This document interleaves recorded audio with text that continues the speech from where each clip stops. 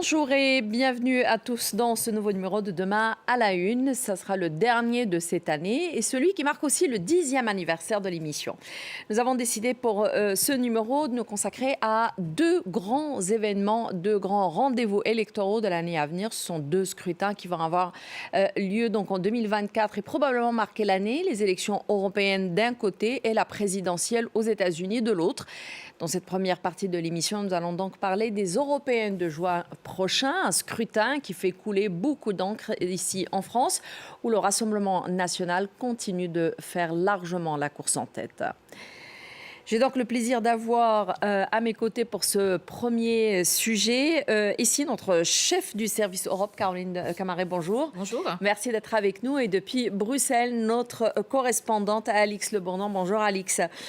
Merci d'être avec nous. Et je vais d'ailleurs commencer avec vous. La deuxième vague de l'enquête électorale réalisée par Ipsos et Sopra Steria en partenariat avec le CEVIPOF, qui est le Centre de recherche politique de Sciences Po, et le journal Le Monde, montre aujourd'hui qu'en termes d'intention de vote, les listes d'extrême droite en France pourraient totaliser 37%.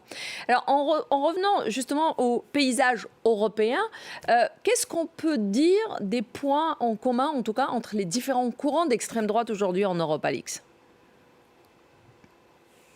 Bien, écoutez, leur premier point commun, ce sont leurs thèmes de prédilection. Il y a bien sûr l'immigration, l'insécurité, mais il y a aussi l'affirmation de la souveraineté nationale vis-à-vis de l'Union européenne. Alors, on trouve toujours en Europe des partis comme celui de Geert Wilders aux Pays-Bas qui revendiquent la sortie de leur pays de l'Union européenne. Mais pour la plupart des autres formations d'extrême droite, on est sur une ligne plus modérée avec la revendication d'une réforme de l'Union européenne de l'intérieur, mais pas cette revendication de quitter l'Union européenne. Il y a aussi le thème de la famille traditionnelle qui est important pour certaines formations d'extrême droite, notamment à l'est de l'Europe, en Pologne, où le parti Droit et Justice a gouverné pendant plusieurs années avant d'être remplacé par le libéral Donald Tusk. En 2020, l'accès à l'avortement a été fortement restreint. Il y a enfin le dossier de la guerre en Ukraine qui, pour le coup, constitue une ligne de fracture entre ces différentes formations d'extrême droite au niveau européen. Depuis le début de l'offensive, ces formations ont dû marquer leur distance vis-à-vis du régime russe. Et pour certaines, ça a été un virage à 180 degrés puisqu'on connaissait leur proximité avec Vladimir Poutine. Mais ce sujet reste un sujet de dissension et notamment entre les deux formations d'extrême droite au sein du Parlement européen. D'un côté, Identité et démocratie, dont fait partie le Rassemblement national. Et puis, de l'autre, les conservateurs et réformistes avec Fratelli d'Italia, qui sont souvent plus atlantistes. Très bien. Caroline, justement, en parlant de ces courants d'extrême droite, entre autres Geert Wilders aux Pays-Bas, mais on peut aussi parler du parti d'extrême droite AfD qui enchaîne les succès électoraux en Allemagne ou encore la victoire historique de Giorgia Meloni, c'était l'année dernière. Comment peut-on expliquer cette montée en puissance de ces partis populistes aujourd'hui en Europe ? Alors déjà, il faut se rappeler qu'elle ne date pas d'hier, vraiment. C'est à partir de 2014, en fait, des élections il y a 10 ans, européennes, on a vu que les deux grands partis, c'était un système très de bipartisme, d'un côté le Parti populaire européen à droite et les socialistes et démocrates qui gouvernaient toujours ensemble en alternance, etc. Ils ont été pour la dernière fois capables de former une majorité à deux. En 2019, ce qui s'est passé, c'est que le Parti populaire européen n'avait plus que 21% des suffrages, les socialistes et démocrates 18%, Renew 12%, donc déjà ils étaient à 3 pour pouvoir former une majorité. Et pourquoi ? Tout simplement parce qu'il y avait cette montée des extrêmes. Alors, à l'extrême gauche, un peu moins, mais c'était très net déjà à l'extrême droite, 25% des votes cumulés sur l'ensemble des trois partis qui représentent cette extrême droite. C'est vrai qu'on l'a dit, cette extrême droite surfe sur le thème de la migration qui est agité comme un chiffon rouge et le pacte migratoire au niveau européen n'a pas été solutionné. On est en panne de solutions pour l'instant. Les 27 ne l'ont pas agréé. Et puis, c'est vrai qu'il y a aussi une alliance droite traditionnelle, extrême droite au pouvoir dans certains pays. Quand on a parlé de l'Italie de Giorgia Meloni, il y a deux partis très extrêmes au pouvoir. avec en plus les conservateurs en fait de Silvio Berlusconi. Donc vous voyez, il y a aussi, on peut compter à peu près 7 pays sur 27 où l'extrême droite est très très haute et en passe de gouverner. Ça n'est pas le cas, par exemple, aux Pays-Bas. Geert Wilders, pour l'instant, n'arrive pas à former son gouvernement, mais enfin, il pourrait réussir. Il y a, au niveau du Parlement européen, on a constaté aussi que cette extrême droite, ces dernières semaines, ces derniers mois, elle faisait alliance dans les votes avec la droite traditionnelle pour détricoter le pacte vert, parce qu'ils sont alors souvent climato-sceptiques et souvent ils veulent aussi défendre les agriculteurs, etc. Et à ce titre, donc, ils font des grandes alliances électorales et c'est quelque chose de très nouveau avec la droite traditionnelle.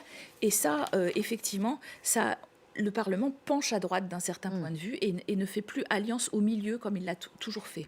Alors, on l'a vu, le RN semble faire course en tête pour ces européennes ici en France. Le Rassemblement national donc a 28% d'intention de vote. C'est 4 points de plus par rapport à la première vague de l'enquête dont je parlais tout à l'heure, qui a été menée, la première vague menée en juin dernier. Le Rassemblement national en tête, ça vous surprend ici en France ? Mais déjà, ils ont un candidat qui est partout, Jordan Bardella, la tête de liste, qui est déjà en campagne, alors que les autres ont eu du mal à démarrer. On a du mal à trouver la tête de liste Renaissance. Finalement, ce sera une personnalité qui est très sympathique, mais pas forcément très charismatique. Stéphane Séjourné, Monsieur Bellamy aussi pour la droite plus traditionnelle, les Républicains. La gauche, elle, est en plus très divisée, puisqu'elle va présenter 3 listes. Manon Aubry voulait faire la NUPES, c'est-à-dire l'Alliance des gauches, mais elle sera en fait la candidate, elle, de la France insoumise. Et puis il y aura pour les Verts, effectivement, Marie Toussaint, et pour la gauche, Monsieur Glucksmann, des personnalités qui ne sont pas extrêmement connues du grand public, à la différence, je vous le disais, d'un Jordan Bardella qui est sur toutes les télés. Il arrive en tête, effectivement, devant la majorité présidentielle. La dernière fois, déjà, le Rassemblement national, rappelons-le, mais c'était à une voix près. Là, on pense que l'écart va être beaucoup plus fort avec Renaissance ou la majorité présidentielle, si vous préférez. Et pourtant, Alix le disait très bien, il a renoncé au Frexit, à sortir de l'Union européenne. L'Italie, qui est dirigée à l'extrême droite, a demandé la solidarité européenne pour accueillir les migrants. C'est un paradoxe. Ouais. Et en pleine crise, trouver un bouc émissaire comme les réfugiés et avoir des réflexes souverainistes de repli national, ça fonctionne pas mal. Alors, Alix, la dernière enquête Parlemètre 2023, publiée par le Parlement européen, a montré un point qui est assez intéressant. Parce que d'habitude, on a l'impression, et on entend ici et là, que les Européennes n'intéressent personne, n'intéressent pas les citoyens de nos pays. Or, ici, on apprend que les citoyens s'intéressent à cette élection et qu'ils soutiennent même les actions de l'Union européenne. C'est une surprise, ça aussi ? Ce sondage révèle que 6 Européens sur 10 sont intéressés par ces élections européennes et c'est une bonne nouvelle, notamment après les nombreuses crises qui ont traversé ce mandat. Je vous rappelle qu'il y a eu la fin du Brexit, il y a eu bien sûr la pandémie et aujourd'hui les guerres au Proche-Orient et en Ukraine. Et c'est aussi une bonne nouvelle pour le Parlement européen en lui-même qui craignait finalement que le scandale du Qatargate ait un impact négatif sur la confiance portée par les Européens envers cette institution. Le Qatargate, je vous rappelle, a éclaté il y a un an et c'est un scandale dans lequel des eurodéputés ont été accusés d'avoir reçu des pots de vin de la part du Qatar en l'échange d'un discours positif sur le pays. Mais d'après ce sondage, donc, il n'y a pas d'impact majeur. Il ressort même que plus de la moitié des Européens souhaiteraient que cette institution ait plus de pouvoir au sein de l'Union européenne. Caroline, en France, pourtant, on parle aujourd'hui d'abstention et de la volatilité de l'électorat, même au sein de ceux qui disent aujourd'hui ou affirment aujourd'hui qu'ils vont aller voter. Oui, alors c'est vrai que déjà, ce scrutin, traditionnellement, il est marqué par une abstention très forte, à la différence, par exemple, d'un scrutin présidentiel ou d'un scrutin législatif dans l'ensemble des pays européens. Il a connu un rebond tout de même en 2019, où il était au-dessus de 50%, et pour la France et pour l'Union européenne. C'est un scrutin à un tour, qui est donc proportionnel et qui favorise évidemment de ce point de vue-là, les extrêmes, puisqu'ils ont autant de représentants finalement que leur pourcentage. Donc, il n'y a pas de scrutin majoritaire qui, comme en France, c'est le cas pour le Rassemblement national, les freine au second tour. Voilà. Ce sera encore plus vrai en 2024 qu'en 2019, parce qu'on voit que ceux qui sont déterminés à aller voter, ce sont par exemple les troupes de Marion Maréchal Le Pen, qui est une nouvelle arrivée avec Reconquête en tête de liste donc de ce parti de droite très extrême. Et puis, effectivement, plutôt globalement, aussi, de l'autre côté, eh bien, les militants de la gauche et tout ce qui est centriste, etc., est moins déterminé, comme je le disais, avec des candidats beaucoup moins identifiés. Et c'est ça qui va jouer, finalement, c'est qui va aller vraiment dans les urnes et qui peut mobiliser son électorat. Et on sait que quand il y a beaucoup d'abstention, ce sont les extrêmes qui l'emportent. Les États-Unis se préparent pour une présidentielle qui risque de marquer l'histoire. Dans tout juste 11 mois, pour le scrutin de novembre prochain, les candidats sont à ce jour 4 à concourir dans le camp démocrate, dont le président sortant Joe Biden. Côté républicain, 9 personnalités sont en lice, dont l'ancien président Donald Trump. Pour discuter pendant cette deuxième partie de ce sujet, j'ai le plaisir d'avoir avec moi ici dans les studios notre éditorialiste Gauthier Rybinski. Bonjour Gauthier. Bonjour Aziza. Merci d'être avec nous. Et se joint à nous aussi Mathieu Maban, notre correspondant par téléphone depuis Washington. Bonjour Mathieu, et je vais commencer avec vous. Tout d'abord avec cette récente information avec le Congrès américain qui ouvre formellement une enquête en impeachment contre Joe Biden. Qu'est-ce que ça veut dire? Est-ce que c'est quelque chose qui peut avoir un impact sur sa candidature, puisqu'il est candidat à sa propre réélection? Alors, j'ai envie de répondre, d'abord, bonjour Aziza, bonjour Gauthier, j'ai envie de répondre, oui, ça peut avoir un impact, et non, ça n'aura pas d'impact. Oui, ça aura un impact parce que le principe même de l'ouverture d'une enquête en impeachment, comme vous dites, en réalité, la mise en accusation d'un président en exercice par le Congrès des États-Unis et pour le moment par la Chambre basse, par la Chambre des représentants, cette démarche est en réalité une démarche politique, un geste politique de l'opposition républicaine à la Chambre des représentants contre le président en exercice, mais en réalité derrière le candidat. Donc cela va avoir un impact parce que tout simplement des débats vont être ouverts. Cela va alimenter le débat politique américain durant toute la campagne à partir de maintenant. Et c'est ça qui inquiète Joe Biden. Et clairement, les journaux vont s'en emparer. C'est en plus un sujet qui inquiète en profondeur Joe Biden puisque c'est encore une fois son fils Hunter Biden qui est au cœur du scandale. Vous vous souvenez, lorsque Hunter Biden a été accusé de bénéficier des largesses de son père à l'époque où il était vice-président des États-Unis sous Barack Obama. Alors, effectivement, c'est un handicap. Maintenant, techniquement, ça n'en est pas un, puisque on le sait désormais, ce jeu de l'impeachment est un jeu politique, justement, qui n'a strictement aucune chance d'aboutir. On ne verra pas un président des États-Unis destitué pour les crimes dont il est hypothétiquement inculpé, encore une fois, par des parlementaires. Alors, Gauthier, en face de Joe Biden, celui qui risque, en tout cas, d'être peut-être le candidat républicain, c'est Donald Trump, c'est l'ancien président. Pour le moment, il est donné grand favori des primaires qui vont commencer le 15 janvier. Il boycotte les débats qui continuent chez les républicains aujourd'hui. Les sondages le prédisent et le donnent, gagnant avec une écrasante majorité les primaires, mais il le donne même gagnant en cas de duel avec Joe Biden. Oui, alors ça c'est évidemment c'est la tendance qu'on observe depuis quelque temps, même si c'est vrai que les sondages peuvent être ici comme ailleurs sujets à caution, mais il y a quand même effectivement un mouvement. Alors que pour les primaires, ce mouvement se confirme, se conforte, je dirais que c'est pas forcément surprenant. Parce que Donald Trump a réussi à mettre sous clé, à mettre sous emprise le Parti républicain.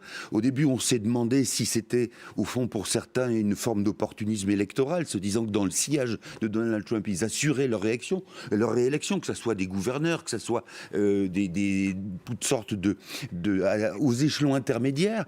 Mais là, on voit bien qu'il y a une poussée aussi de la part d'électeurs qui n'ont pas été forcément des Trumpistes acharnés et qui en quelque sorte réagissent, mais on en parlera peut-être plus tard, qui réagissent à l'administration démocrate, à l'administration Biden, et qui n'est pas en termes de résultats si catastrophique que ça. Donc si vous voulez, il y a une poussée qui permet justement à Donald Trump de s'affranchir des débats en disant moi je suis au-dessus de tout ça. Et il y a alors le culot, le mot est très faible, mais ce culot aussi séduit. encore une fois. Bien sûr. Il y a vraiment quelque chose qui, en termes même de morale, qui est de l'ordre de la transgression pour beaucoup d'Américains et qui se disent la vraie transgression, c'est d'être du côté de Trump par rapport à une bien-pensance supposée faiblarde. Alors, Mathieu, justement, aujourd'hui, malgré tout, Trump inquiète jusqu'à dans son camp. Alors, j'ai une phrase, par exemple, une déclaration d'une républicaine, Liz Cheney, pour ne pas la citer, qui disait « Les États-Unis avancent comme un somnambule vers la dictature ». C'est quand même, les mots sont forts. Pourquoi est-ce que Donald Trump, aujourd'hui, inquiète même chez les républicains ? Oui, absolument. Alors d'abord, il faut rappeler que Liz Cheney incarne à elle seule l'aile traditionnelle des républicains qui est farouchement opposée à Donald Trump. Ça, c'est un point important et c'est aujourd'hui, il faut le dire, une tendance tout à fait minoritaire chez les républicains. Mais vous avez raison de dire effectivement que Donald Trump inquiète, et je dirais même plus que cela, il décourage littéralement le camp républicain au regard des chiffres qui sont les siens. Ce qui inquiète les challengers potentiels de Donald Trump, c'est tout simplement son score parmi l'électorat républicain d'aujourd'hui. Les derniers sondages le montrent encore gagnant des primaires sans que aucun candidat ne parvienne réellement à émerger, pas plus Ron DeSantis que qui que ce soit d'autre.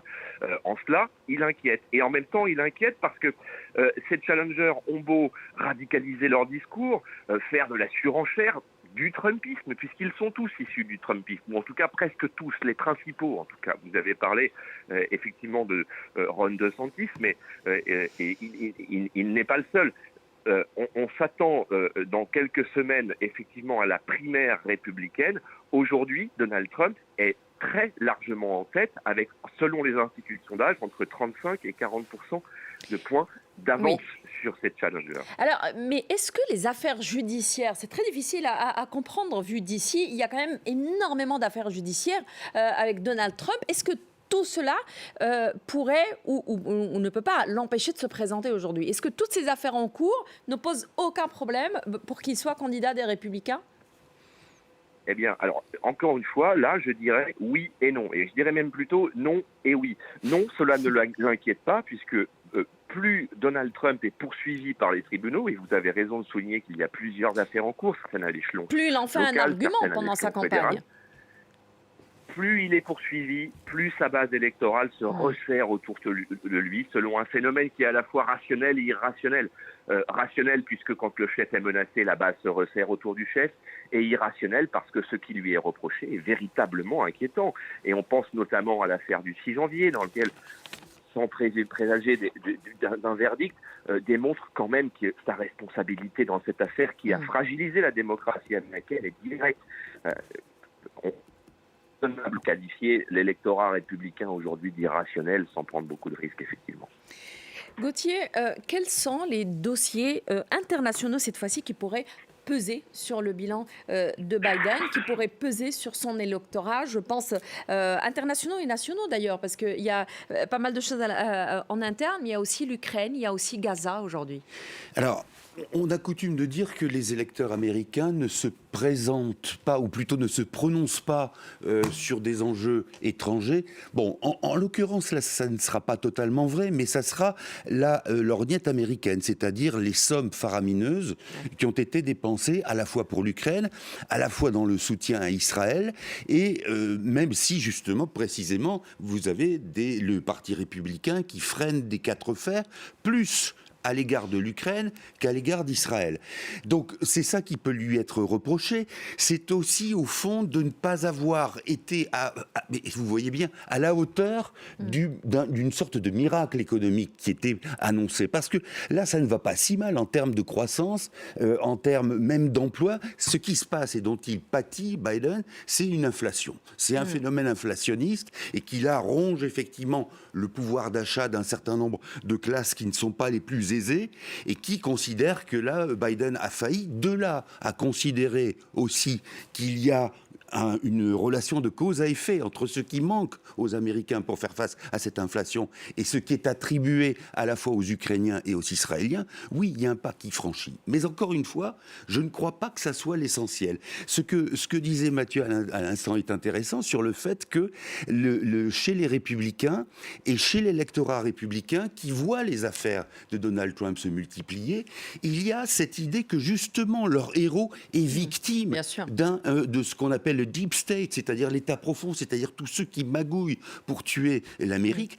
Un seul exemple, souvenez-vous qu'il n'y a pas si longtemps, un candidat démocrate ou républicain qui aurait eu une affaire extra-conjugale aurait été éliminé quasiment dans l'instant. Là, Donald Trump s'est même permis, alors c'est pas moi qui va faire le puritaniste américain, mais il s'est même permis une relation avec une actrice pornographique, mais c'est passé comme une lettre à la poste. Et puis même ses quasiment. Propos misogynes. Et ses propos, alors la manière dont il parle des femmes, bien sûr. Et tout ça, finalement, passe, c'est ça qui est terrible, tout cela passe pour une forme de subversion de la morale, de quelque chose au fond d'excitant. En fait, c'est l'outsider du système. Il est vu aussi par son électorat, parce que ce qui est incroyable, c'est qu'à un moment donné, on avait l'impression que Donald Trump était le candidat des couches populaires, par exemple, là où c'était plutôt les démocrates qui étaient très présents. Oui, parce qu'il y a cette élite démocrate qui a beaucoup incité à la méfiance, un certain nombre de classes populaires, et puis je vous dis, cette espèce de transgression qui est une inversion de ce que doit être la transgression, c'est précisément le fait qu'on considère que Donald Trump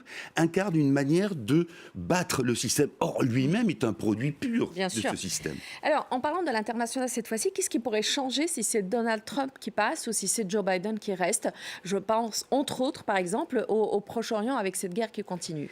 Alors, vous avez vu ce que Donald Trump avait déclaré à propos de l'Ukraine. Il avait dit « Moi, en 24 heures, je règle le problème ». Bon, ça rappelle le sommet de Singapour avec Kim Jong-un, qui avait été une pantalonnade en quelque sorte, et ensuite avec des lettres, paraît-il, énamourées ou presque, entre les deux personnages.